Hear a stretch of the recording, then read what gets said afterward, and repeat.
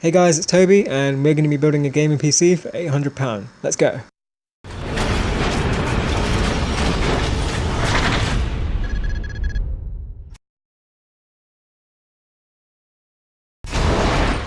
Right, first of all, we're going to be using the AMD FX 8350. This is AMD's 8-core processor. It's clocked at 4GHz right out of the box, and the reason we're going to be using this is because it's cheap and it overclocks really well. Now, since we're going to be overclocking, we're going to need a good enough motherboard, and that brings us on to the Asus M5A99X Evo R 2.0 motherboard. Now, this motherboard has everything that we need. It's got all the expansion slots, we even got a PCI slot so it's pass proof. It's got 4 USB 3.0 ports, but the main thing here is that it's made for overclocking. There's even an option here on the BIOS where you can just click a button and it will automatically overclock your CPU to whatever is sustainable. And for the AMD FX 8350, this will overclock it straight to 4.2 GHz. But you can easily overclock it to more than that if you like to. Now, since we'll be overclocking, this brings us onto the subject of CPU cooling. And this brings us to a CPU fan called Noctua NH-L9A. Now, this is a 92mm fan and it spins up to a maximum of 2500 RPM, but the main reason to get this fan is because it's quiet. Even at 40% load it'll be spinning, but it'll be really quiet and you won't be able to hear a thing. Now, this is great and it will also allow you to overclock your 8350 up to like 5 GHz, no problem at all. If you're planning on more than that, you might need to look into liquid cooling, say a Corsair H100i, but we're not doing that in this build. Moving on to the graphics cards, we have the AMD R9 280X. Now, the one we have here is from Sapphire and it's overclocked to 1050 MHz.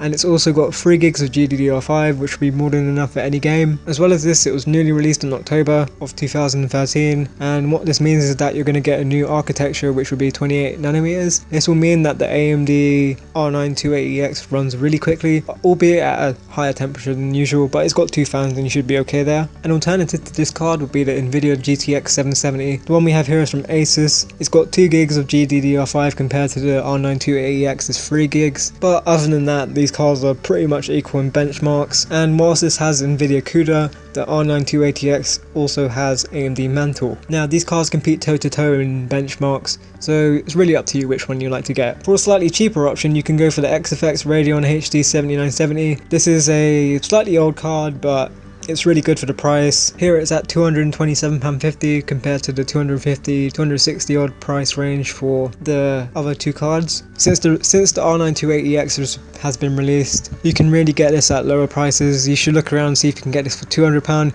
If you can, that's a real bargain and I think you should go for it. Moving on to the RAM, we have 8 gigs of G.Skill DDR3. Clocked at 1600 MHz, which is basically the sweet spot. If you want more, it will be double the price, so if you want 16 gigs for this build, it will cost you 120, but 8 gigs is usually more than enough. For the hard drive, we have a Western Digital 1TB Caviar Blue. Again, you don't really have to get this if you don't need one. You can probably use another one from your previous builds or old computers, but this drive has never let me down and it's really reliable. And you can also get in 2TB models if you need more space, or 500GB if you don't need that much space. As well as this, we're going to throw in a 120GB SSD. This one is from Kingston. It's going to cost you £64, and for the price, for the speed that you get, it's really reliable and it's very efficient. You can put your operating system onto this and it will boot within seconds. Moving on to the power supply, to power all of this stuff, you'll need a Corsair CX750.